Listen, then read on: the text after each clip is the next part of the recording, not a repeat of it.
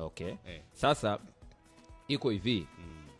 Unajua yani klabu kufungiwa dirisha la usajili kwa sababu faida ambayo klabu wanapata ni kwamba dirisha la usajili unafungiwa, lakini ukikamilisha yale matakwa ya kulipa wachezaji wanaodai unaruhusiwa kufungia. Hiyo ndo faida.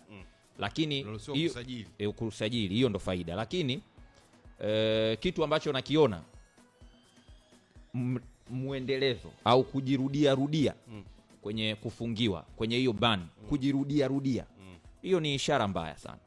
Manake kuna viashiria vya kuonyesha kwamba either klabu ina changamoto za kifedha au ina changamoto za kiuongozi.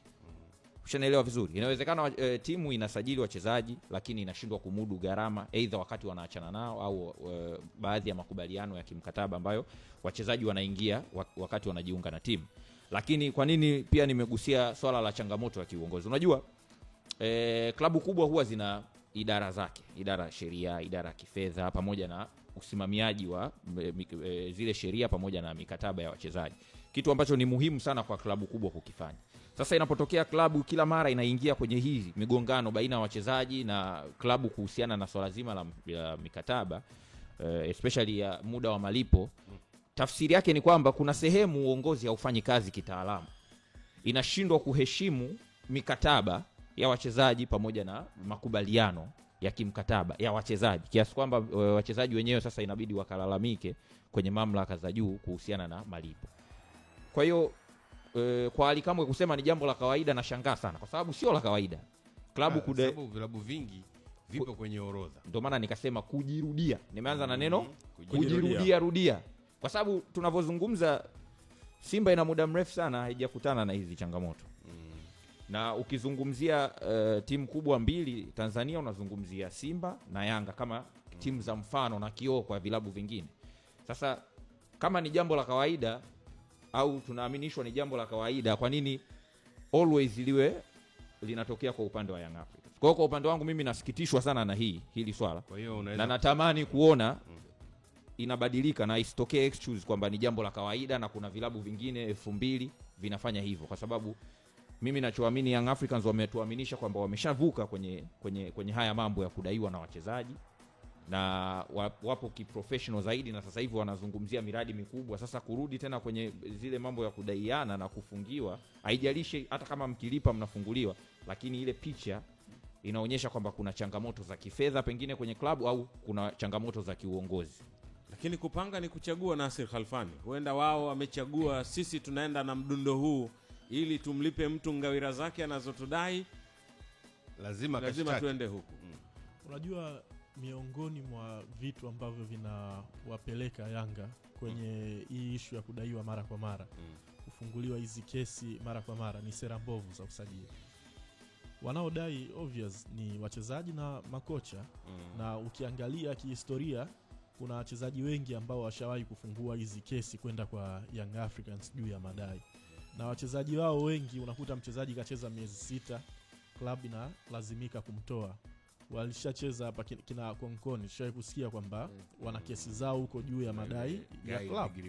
Bigirimana shawahi kuwa na kesi ya namna hiyo. Kuna kocha nafikiri sijui alikuwa ni Louis Emery, aliwahi kuwafungulia kesi ya namna hiyo Young Africans. Sasa hiyo nimetoa kama background ya hichi ambacho kimetokea hivi sasa kwa Young Africans. Angalia Yanga kwenye hili dirisha hili nini ambacho wamekipitia. Nafikiri lile dirisha kubwa alisajili wachezaji kama 7 mpaka 8. Katika hao wachezaji waloenda kuwasajili nje ya Tanzania, mchezaji ambaye amebaki kwenye kikosi cha Young Africans ni mmoja peke yake, Niko Uma peke yake. Lakini wengine wote hawapo tena kwenye club. Hii club kama ilifanya usajili kwenye dirisha kubwa lilopita na dirisha dogo lilopita, manake walikuwa hawana kesi yoyote FIFA na walikuwa hapo free kufanya usajili. Lakini kuna kesi za madai ambazo zimetokana na dirisha kubwa lililopita, na ndio maana kuna watu labda wamepeleka kesi zao, alafu sasa hizi club imepigwa bana. Lakini automatically kama ameweza kufanya usajili kwenye madirisha mawili yalopita, hii club ilikuwa haina ban yoyote FIFA. Kwa hiyo hii ni ban ambayo imejitengeneza hivi karibuni. Kwa hiyo tarudi pale msingi kabla jenda mbali kwenye bani hapo, huenda walikuwa wanadaiwa, lakini wamepunguza ama hawakuwa wamefikia eneo la kupigwa ban. Kwa sababu unaweza kama wanadaiwa FIFA na wenyewe wanaelewa kama vilabu vinapitia financial crisis, mara unapanda mara unashuka, kipato kinapanda na kushuka na nini, kuna makubaliano ya kulipa taratibu. Sasa inapofikia mmekubaliana kulipana katika mfumo fulani tena haujalipa, sasa ndio inatokea. Kwa nasema hizo reason ambazo zinapelekea Yanga afungiwe mara kwa mara zimeendelea pia kujitokeza msimu huu. Unasajili mchezaji dirisha kubwa, hachezi hata miezi 6, unaachana naye. Mfano msimu huu tu tayari washaachana na makocha wawili. Au makocha wawili lazima ulipe gharama ya kuvunja mikataba ya makocha. Kwa hiyo miongoni mwa vitu ambavyo vinawaingiza sana Yanga kwenye haya madeni ni sera zao za usajili. Unasaini mchezaji leo, kesho kutwa unaachana naye. Kwa hiyo nafikiri hiyo waangalie vizuri. Sidhani hata kama mtu una hela kiasi gani ukawa na enjoy kutoa hela za bure. Okra pia alishawahi kuingia kwenye sakata kama hili. Naye alisajiliwa dirisha dogo, dirisha kubwa, wakaachana naye. Kwa hiyo miongoni mwa vitu ambavyo vinawatia sana kwenye haya mambo Yanga ni sera zao za usajili za kusaini mchezaji Januari, baada ya miezi 3, 4, 6 unaachana naye, alafu anaenda kukufungulia madeni FIFA.